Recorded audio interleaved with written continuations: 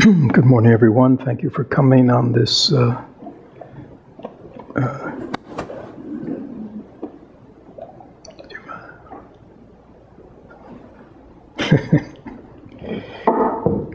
thank you.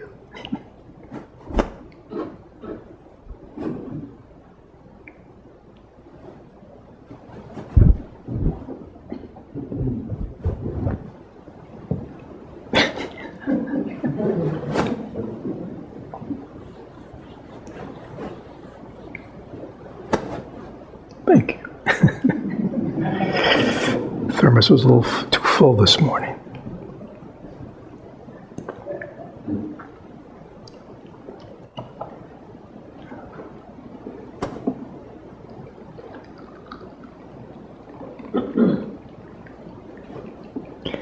So again, thank you for coming on this Easter morning, a time when people of the Christian faith have a day awareness of a time of renewal, and that is good.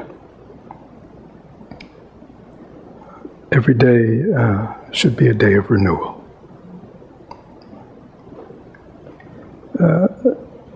And even to say every day should be a day of renewal is to miss the point, because the truth is every moment is a new moment. Every day is a new day. But we don't notice that, do we? Because we are carrying with us the past, because we are projecting into the future. And so we don't see that today is a brand new day.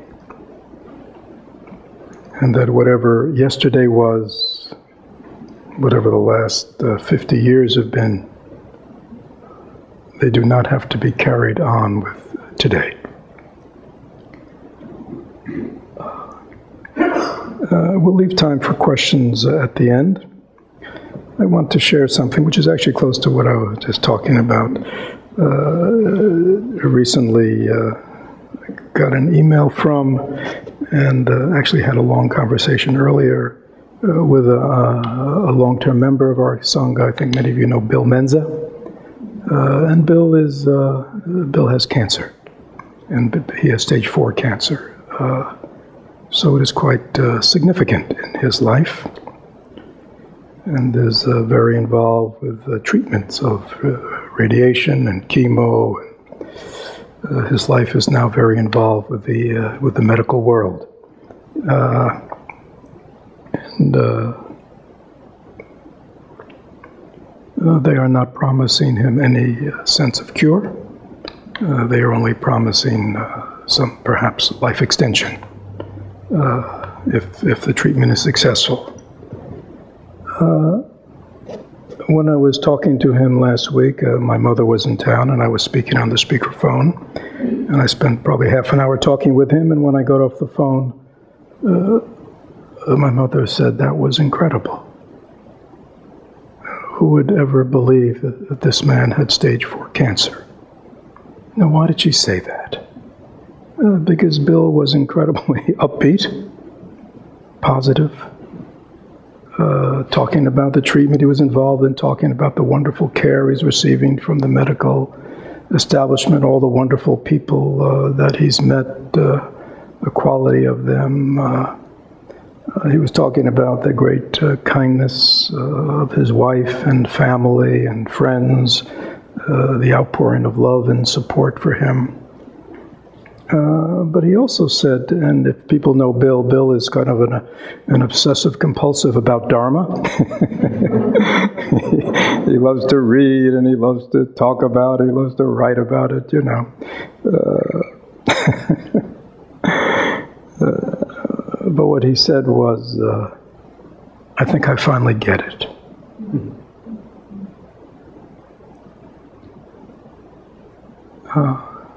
I think I finally get it. We talk about impermanence, we talk about the five remembrances, sickness, old age, and death, how normal they are, and and we acknowledge all these things intellectually. But we don't really get it. Bill gets it now. And he says all of a sudden his life has changed. His heart has been transformed. Because all the things of the past, the things that we focus on, the hurts and the regrets and the going over, has no meaning for him anymore. And all the planning for the future has no meaning for him anymore. And what he really sees now clearly was what he had always talked about, which is there's only this. It is this moment, and how we are in this moment is all that matters. And if we want this moment to be one of happiness and meaning, then we have to be totally present to it. And he said, I get it now. And in that sense, he's at peace with what's going on. He didn't say there aren't moments when he has little moments, but he said basically he's incredibly at peace and full of joy. Really wanting to live every moment in that state. That is why when I got off the phone, my mother said to me, unbelievable. That somebody, most people who you would talk to with stage 4 cancer going through radiation and chemo and would be what? Miserable. Scared. Angry. Right?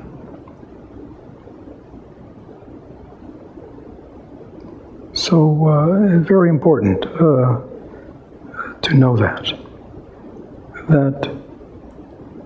our mortality,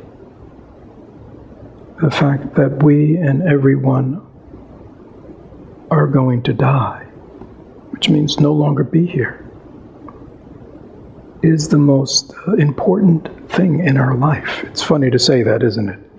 That death is the most important thing in our life, because it puts everything in perspective. Without death, everything's out of perspective. And we can endlessly ruminate about the past and hold on to hurts and resentments and regrets, and we can endlessly project about the future, and we could do that forever, right? Until we realize this is not about forever. That this body that we were given at birth by our parents is on temporary loan. And it's really worse than a loan, because usually when we get a loan, it has, there are terms to it. It's a 10-year loan, or a 20-year loan, or a 30-year loan. We kind of can plan, how long this loan's gonna go on, and how, right? And it's gonna be very stable, and we just have to make our monthly payments. But this body of ours, and the body of everyone around us, is not like that. We have no idea the term limits of this body. And even if we have some idea of the term limits, we do not know the condition of it that it will be in during the course of the loan. And everybody in our life and everybody in life is exactly the same. When we acknowledge that deeply, that is a very transformative thing. It changes, it's a game changer. It's a life changer. That is why the meditation on impermanence in death and sickness and old age is central. It is what 2,600 years ago moved the Buddha to seek for deeper answers to the meaning of life and happiness. If he had not encountered sickness, old age, and death, he would have never undertaken that journey. Because when he was confronted with those facts of life, he really saw deeply the implications. Deeply the implications for his own life, which at that time were very enjoyable. Right? Many of us, our practice is motivated by suffering. We practice because we want to suffer less. But the Buddha was not motivated by suffering. His life was good. His life was at ease. Everything was good. He was motivated because he saw when he encountered sickness, old age, and death, it was stripped away. The delusions were stripped away. And he was able to see deeply. So Bill, attached to his latest email, he attached, which is sort of what I guess what I've been talking about. Thich Nhat Hanh, one of his latest book, I don't know if his latest book is called Silence. And so Bill attached to his email about his update some quotes from the book Silence by Thich Nhat Hanh. Everybody knows who Thich Nhat Hanh is? Yeah. So I thought we could spend a little time sharing it. So this is Thich Nhat Hanh from his latest book, Silence. He says, we spend a lot of time looking for happiness when the world right around us is full of wonder.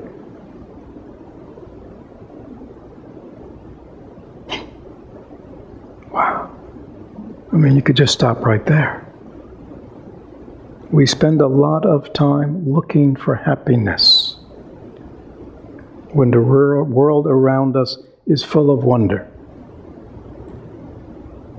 Right? Please understand, the world around us is full of wonder sounds very big, doesn't it? Like I gotta, look at the globe or something, or look out into deep. I gotta look at the world.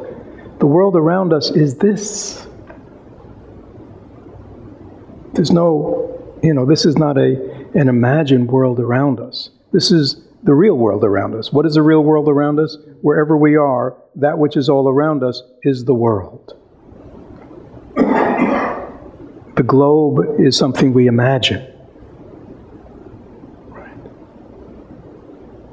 Our world that is full of wonder is right here.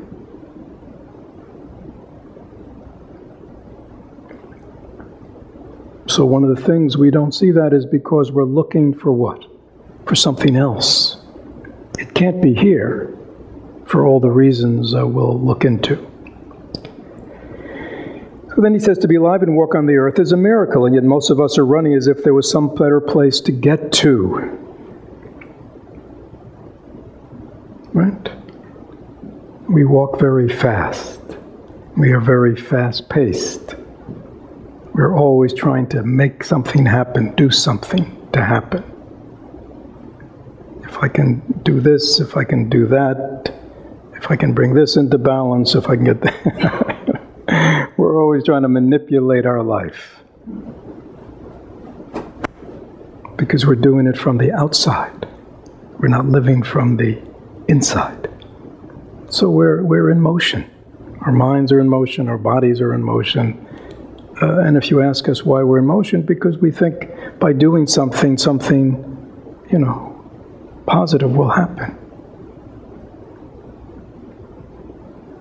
And we miss the positive that is happening right now, which Thich Nhat Hanh says is a miracle. I mean, our bodies are a miracle. Seeing is a miracle. Hearing is a miracle. Smelling is a miracle. Tasting is a miracle. Sensing, feeling, it's a miracle. It's miraculous. None of us know how to do it on our own.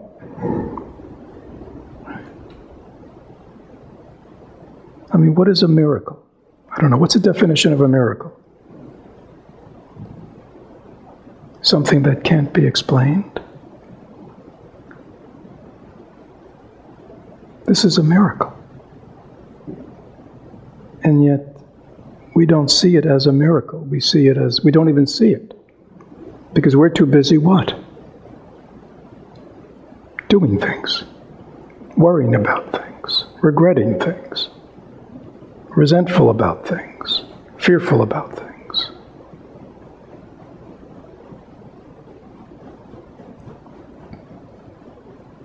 So then he says the basic condition for us to be able to hear the call of life and respond to it is silence. If we don't have silence in ourselves, in our mind, our body, if our mind and body are full of noise, then we can't hear the call of life. Okay.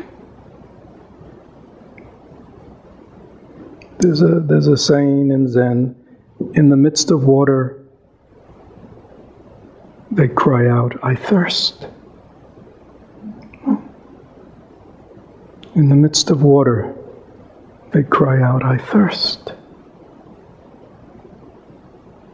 Very meaningful, poignant kind of metaphor about life, right?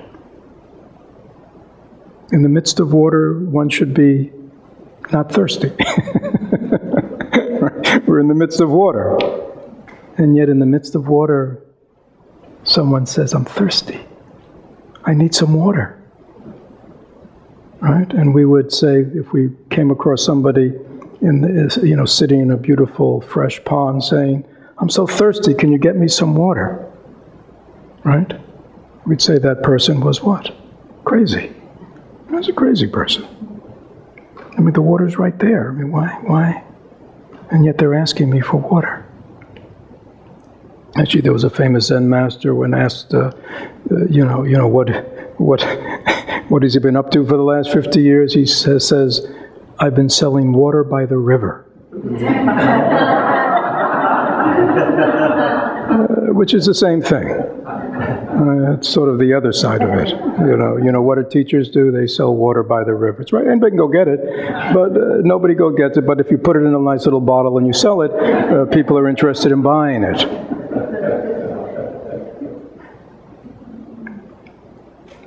If we don't have silence, if our mind and body are full of noise, then we can't hear the call of life.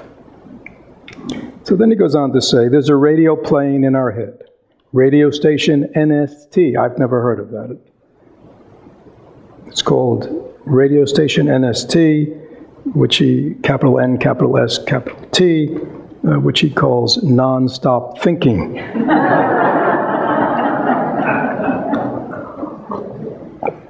Is there anybody who doesn't know that station? It's a public radio station. There were no advertisements on it.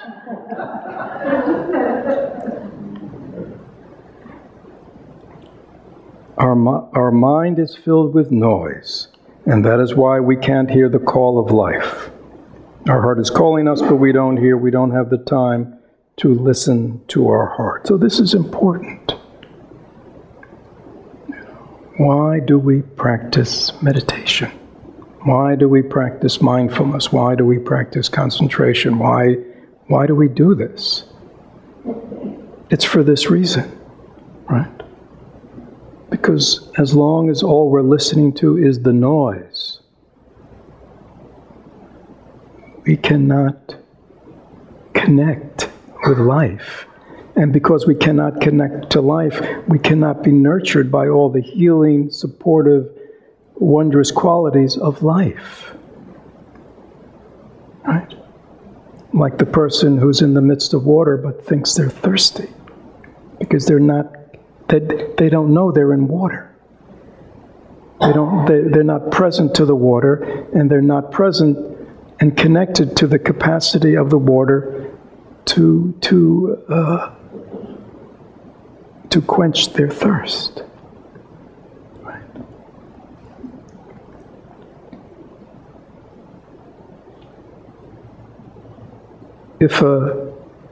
We know that if a plant or a tree, if there is a problem in its roots,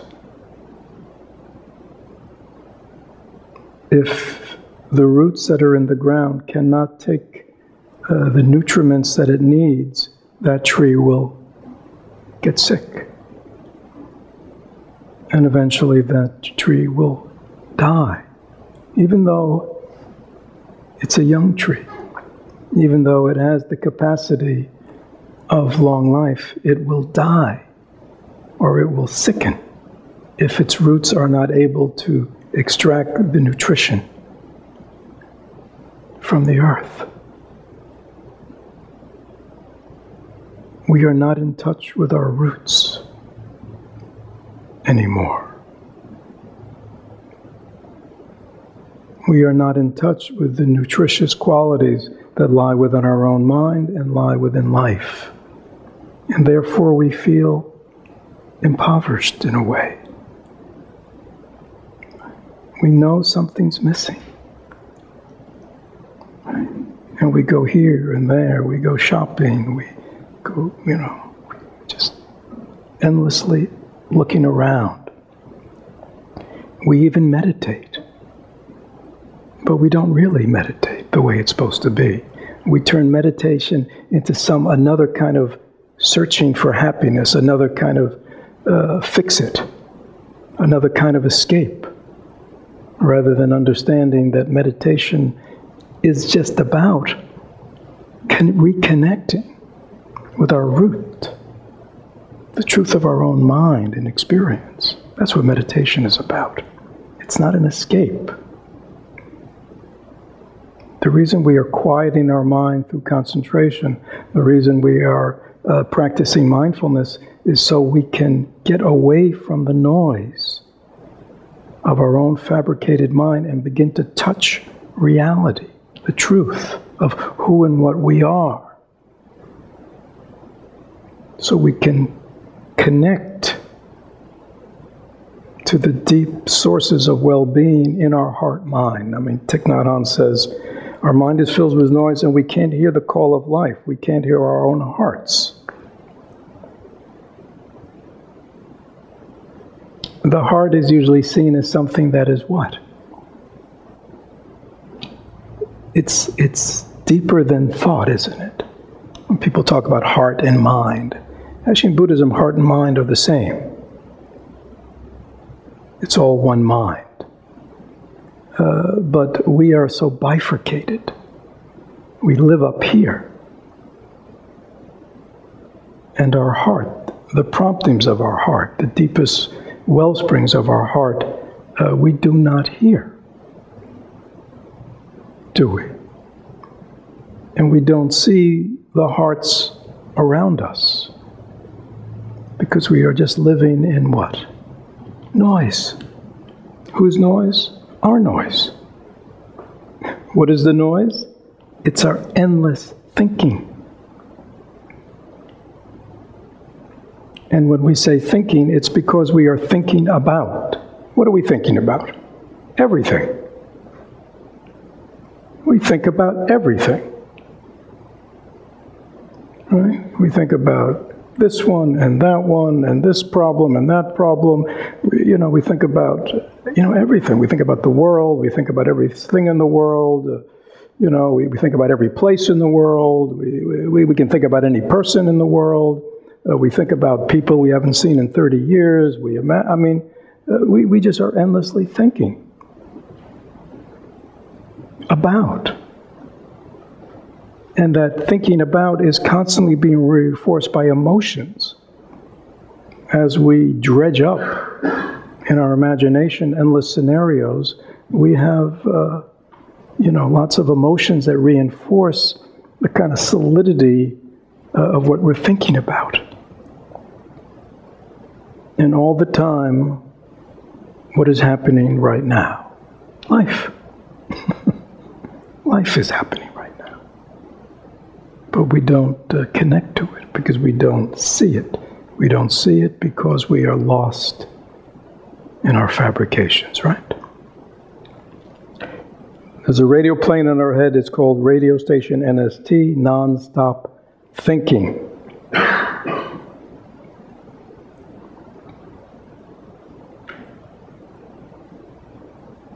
Mindfulness is the practice that quiets the noise inside us. There it is. How are we going to quiet the noise? Mindfulness. Now, mindfulness is not a thing. See, we turn mindfulness, what am I doing? I'm practicing mindfulness. Like it's another thing that I'm doing. Mindfulness simply means the mind is aware of what's going on.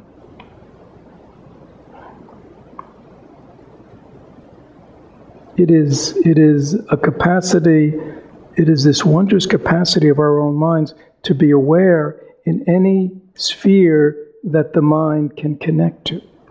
The mind of awareness is connected to eyes.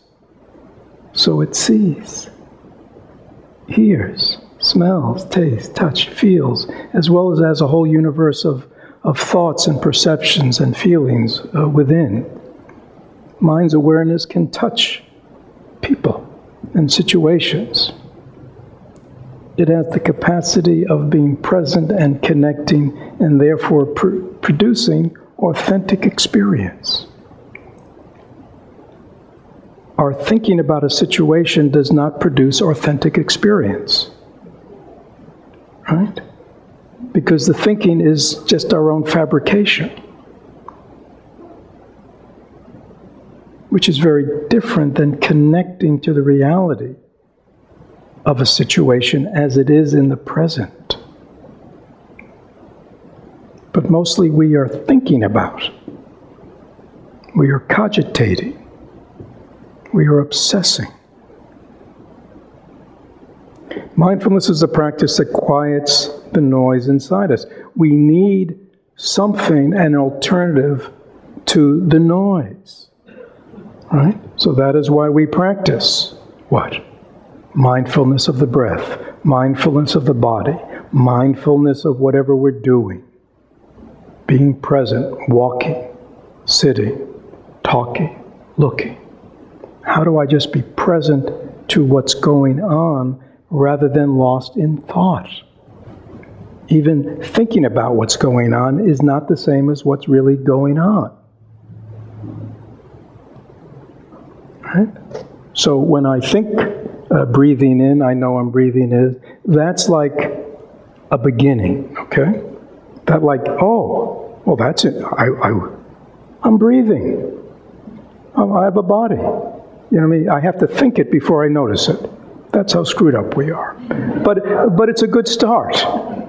At least we're now, oh, there's somebody in front of me who is suffering. Well, at least I'm present to that. See, that's thought being used in a positive way, because it is directed to reality, right? So we have, with that thinking, we can connect to reality. But then we have to connect to reality. That is why in the practice of full awareness of the body breath, we can begin by saying, breathing in, I'm aware of my body, breathing out, I relax. These are all good things because they're bringing us at least into the world of mindfulness, of noticing things. But we want to get to the point where we're just experiencing, right? So if we're with somebody and we're thinking about them or the situation or what I want to say or what happened before or what happened after, we're not present to them. So to say to ourselves, I am sitting here talking to something is a good, right? Is a good beginning. Because, that's what's going on here. And it gives us now the opportunity of letting go of the thinking and to enter into the experience fully. That's where the wonder of life is. It's at the capacity of letting go of the noise and being totally absorbed and present to whatever we're doing. Right? We have a little baby in the back, right? How old is your daughter or son? 4 weeks old. I mean, thank you for bringing a master with us. Right? Because she's just what? Aware. There's no noise at all. So this is a master. Krista has a master inside. It hasn't come out yet. But hopefully will come out soon and begin to share the Dharma with you. Children share the Dharma with us immediately because they are just present. Right? In utter simplicity. They are just present. They're just aware. Right? Zen masters, when they've said, what is the highest truth of Buddhism? They say, when hungry, eat. When tired, sleep. Right? So we have to kind of think about that.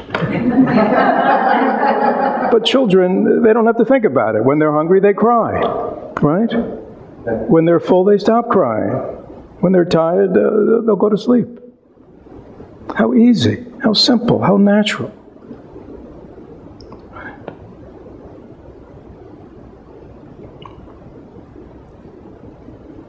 I was out for a walk this morning, and there was a man with his dog. Dog wasn't on a leash. It was a big black lab.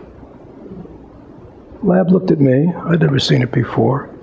Just came bounding over. You know how labs are. Just came wagging his tail as if I was the most wondrous thing he'd ever seen. Right? And just started wagging his tail and licking me, and just was like, I mean, can you see that? He thought I was wondrous. It's like, what a wonderful teaching. I thought he was wondrous too, or she. What a wonderful connection. So I think why we love animals, because they connect. Right.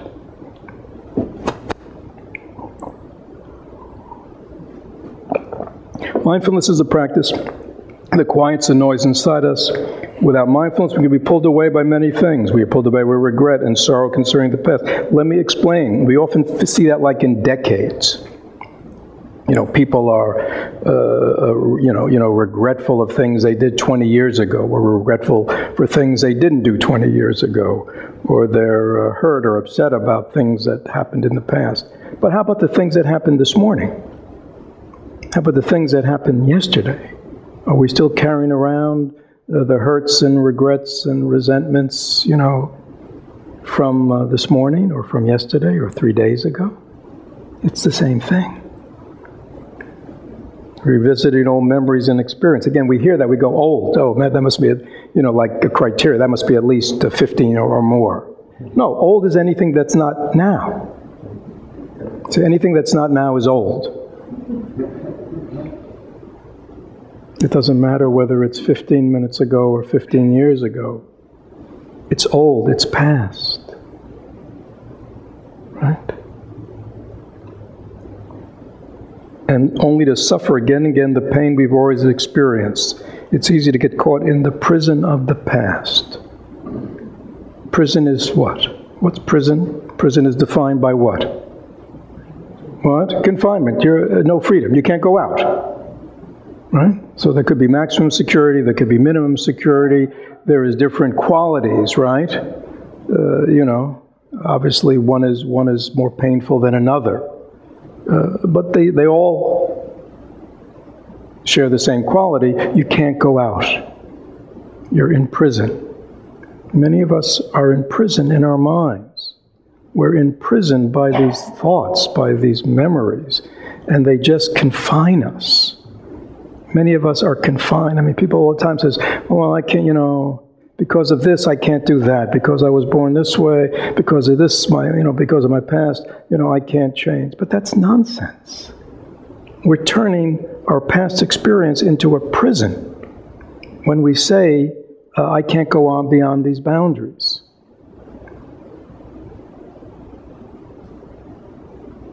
A Buddha, someone who is awakened, is somebody who's gone beyond self-created boundaries. They're no longer in prison. The opposite of being in prison is what? Being free.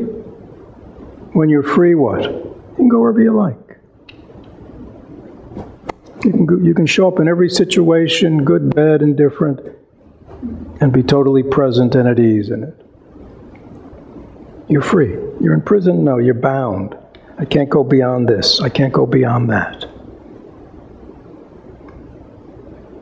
We also get pulled away by the future. A person who's anxious and fearful about the future is trapped just as much as one bound by the past. Anxiety, fear, uncertainty about future events prevent us from hearing the call of happiness. So the future becomes a kind of prison, too.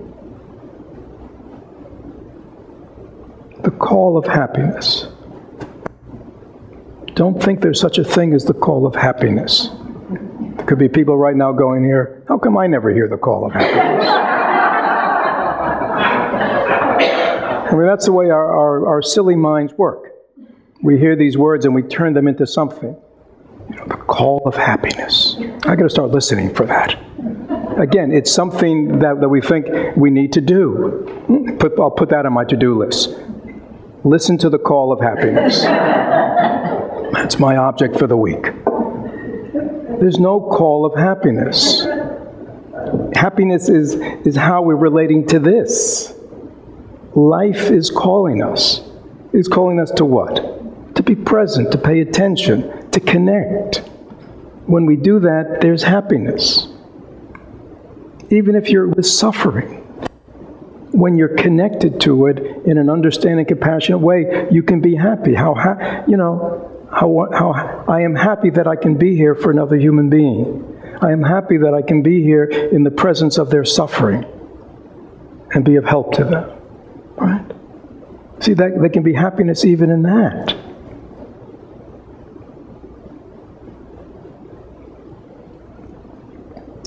So then he goes on to say something even very interesting. He said, even if we try to be in the present moment, many of us are distracted and feel empty as if we have a vacuum inside. We may long for something, expect something, wait for something to arrive to make our lives a little more exciting. We anticipate something that will change the situation because we see the situation in the present moment as boring. Nothing special, nothing interesting. See, this is very interesting, right? Because I think this is the truth for many people. That, live in the present moment. Don't be endlessly distracted. Don't be always thinking about the past. Don't be always planning, anticipating the future. I'm just going to live in the present, right? I'm just going to wash the dishes. I'm just going to sweep. I'm just going to go through my day and be present. And the truth is, that experience is what? Boring. Flat. Kind of empty, right? There's no, and so many people, they talk it, but they don't spend time there because it's not a pleasant experience, is it? See, that's the truth, what he's saying here. Because for many of us, the truth is that when we stop, when we finally stop running, stop fabricating, stop endlessly listening to channel NST, what we experience in the present moment is not happiness, is it? What is it that we often experience when we stop, if we're honest? What? Boredom? And boredom is what? See, when we say we're bored, what does that mean? What does it mean? See, we use these words. What does it mean to be bored? Restless? There's a dissatisfaction. Boredom is what? Dissatisfaction. This is not enough. There's got to be something more. That's the truth. Or when we stop the noise, we feel. And sometimes the feelings that are there underneath the activity and the noise are feelings that are what? Unpleasant, afflictive, right? So we talk a good game, but we're not really ready to really live it.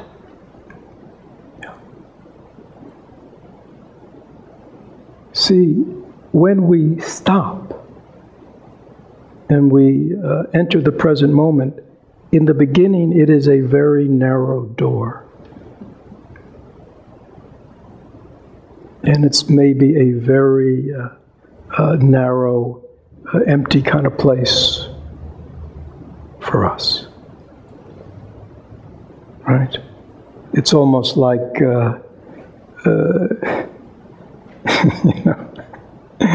it's almost like you're a painter or something, or I can't, or gardening. It's like, but you've just been given a white sheet. You know what I mean? There's nothing on it.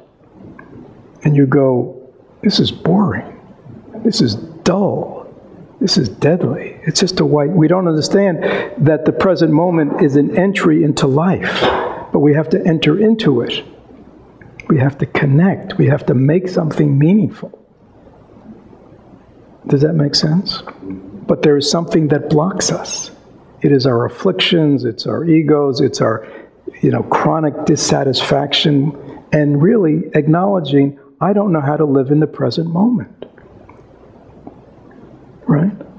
For me, the present moment is boring, dull, or it aches. You know what I'm saying? So many people, that's why many people don't like to meditate.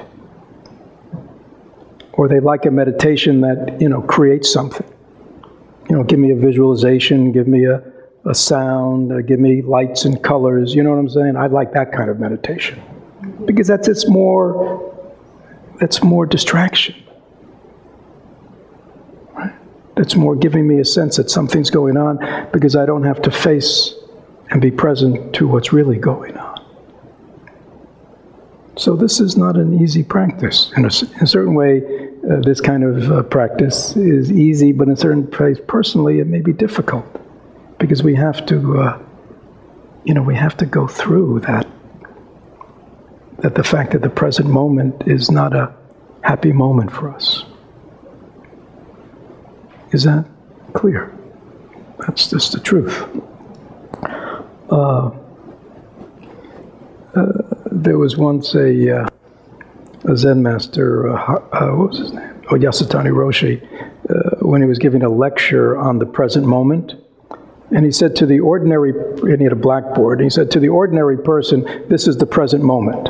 And in the middle of the blackboard, he put a dot. Right? That's like, oh, yeah, I'm living in the present. I know I'm talking to you. Right? Like, that's it. And he said, that's the present moment to the ordinary person. It's just a dot in time. Right. And then he took the chalk and he started at one end of the blackboard and he drew a line all the way from one end through the dot to the other end of the blackboard. And then he started at the top of the blackboard and drew a line all the way through the dot connecting to the bottom. And he says, to the awakened person, this is the present moment. It touches all space and time. It is a full moment. It's not just a dot. We have to understand that the present moment that Thich Nhat Hanh is talking about here is that kind of present moment. Right? It's a moment of deep connection, of deep unfolding. Right? It is a moment that has been freed from all the contamination of the noise.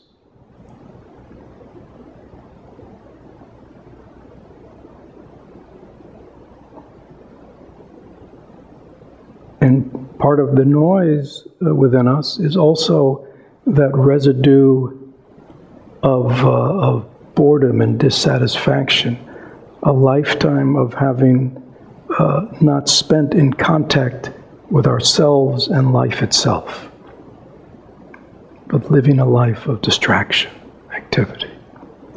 And so that is a deep practice. And it's a deep practice that you don't need a PhD in Buddhism to get. Actually, you don't have to understand much about Buddhism at all. But you have to understand that the practice of mindfulness and concentration and insight is a practice that we do within our own minds, within our own experience. Right? It's about learning to come home. come home to who and what we already are. Again, that little baby in the back, 4 weeks old, doesn't have to do that. She's already home. But her journey in life will probably be what? She will leave home, because she will be exposed to all kinds of activity, and that's another whole Dharma talk. But that's the journey. Now, hopefully, as parents, when we're nurturing new life, we can do our best with our children to kind of slow down the process and to nurture those roots, so they stay connected deeply to their heart, deeply connected to their capacity just to be alive, that we just don't fill their minds full of thoughts and activities and, endless noise. We fill our children full of noise. And we seem to get better and better at filling them full of noise earlier and earlier. We want to nurture their roots. Children come into this world with good roots, don't they? Natural roots. We want to make sure that we are helping them stay in touch with that.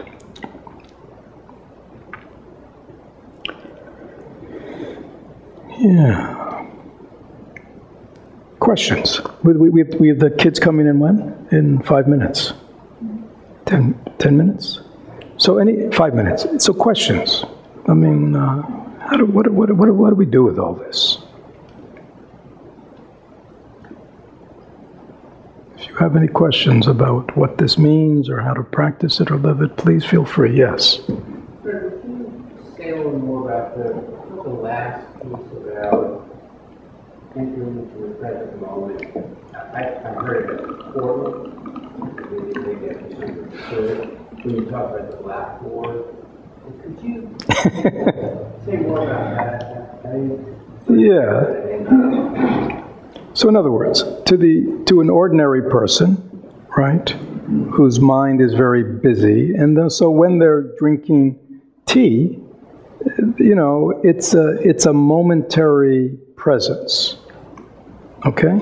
It's a momentary presence. Oh, I'm drinking tea.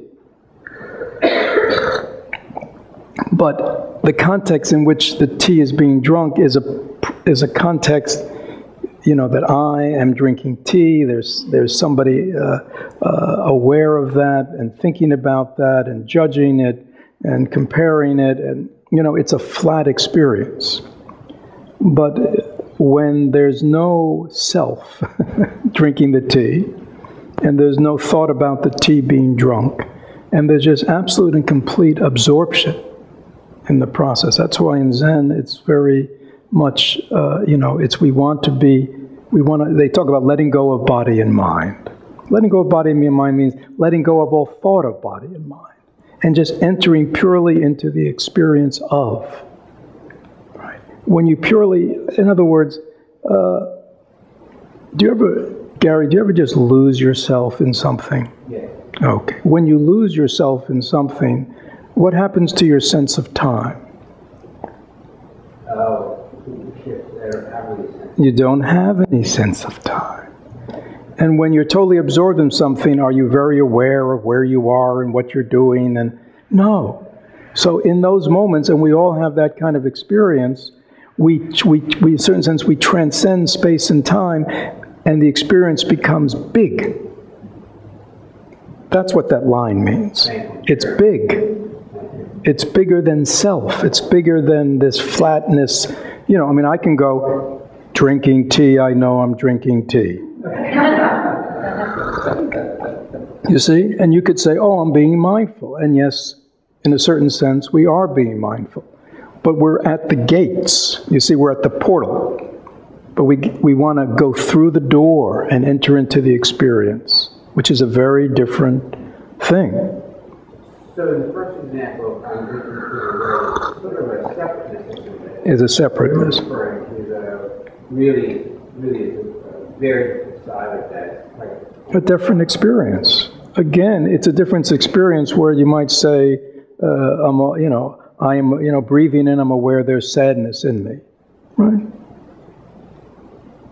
But to touch the sadness, to fully experience the sadness just as it is, or the fear, or the anger, is a very different experience.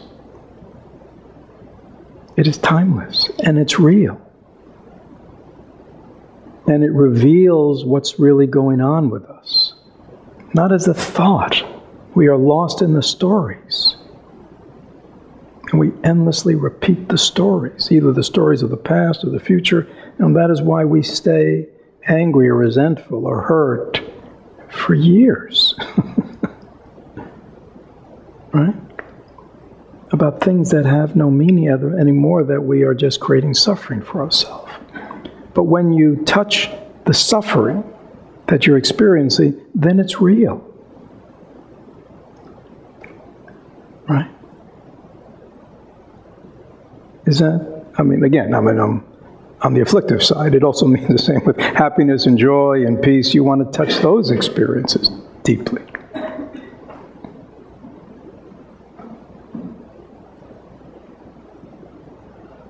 Any other questions about how to practice? Yes. You spoke of boredom Mm-hmm. and the present moment. Mm-hmm. Mm-hmm. I guess I've got confusion because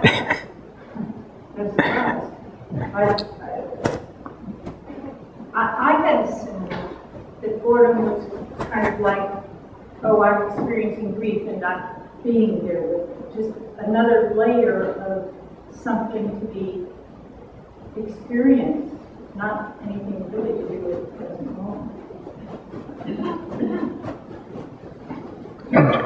Again, what I'm talking about is an experience that we call boredom. Boredom's a word. I think most of the time when people say they're bored, what they really are, they are experiencing a flatness in the moment. And what I would suggest is they're feeling a flatness because they are disconnected or dissatisfied. Something more should be happening. Anybody ever been a teenager or raised teenagers? They tell you what? I'm bored, which means what? What? It means in that moment they're disconnected. They want something else to be happening. They're rejecting what's ever happening, and they think the boredom is coming from the experience. Hey, there's nothing going on here. I mean, this is going on. Right? This is going on. And rather than being fully present to this, which brings it alive, we're back behind the screen going, this is boring. Which means what? I'm disconnected. I'm flat. The boredom's in me. I'm generating boredom. Right? Life is not boring. Right? We know that we can sit here, right? We just sat here in meditation, and that can be a very rich experience, positively, negatively, but it's rich, right? Things are unfolding, right? You ask the average human being, you want to come sit with us, they would go what? Boring. God, just sitting, it's boring, and they're absolutely right, right? Because there's there's nothing to read, there's nothing to listen to, there's nothing to stick in your ear, it's boring. I tell people when they say they're bored, I say, good. You got to get through that one. There's a lot going on here. So, speaking of, I don't know, Evelyn, I know you had a quick question, but maybe we should. Okay. Let's turn it over to the masters.